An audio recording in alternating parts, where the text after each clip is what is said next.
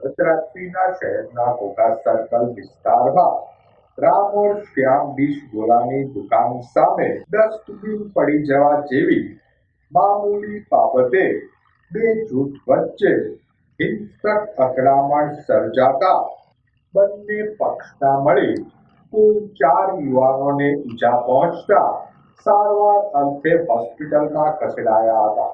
બનાવ અંગેની પ્રાપ્ત વિગતો મુજબ શહેરના કરચલિયાપરા વિસ્તારમાં રહેતા ધાર્મિક રાજેશભાઈ વાજા અને તેનો મિત્ર ક્રિશ ઉર્ફે કુલદીપ ચૌહાણ મોટરસાયકલ લઈને ઘોઘા સર્કલ ખાતે આવ્યા હતા.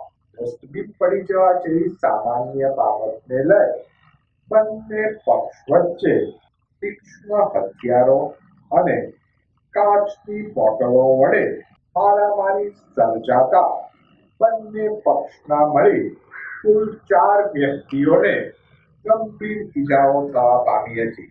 મારામારીની ઘટનામાં ઇલિયાસભાઈના મોટા પુત્ર અકીલના જમણા પડખામાં છરીનો ઘા વાગ્યો હતો, જ્યારે નાના પુત્ર આદિલને ડાબા પગના પંજા પર છરી વાગી હતી. જ્યારે સામા પક્ષે ધાર્મિક વાજાને માથાના ભાગે ઈજા થવા પામી હતી. બનાવ અંગે પોલીસે ગુનો નોંધી વધુ તપાસ હાથ ધરી હતી.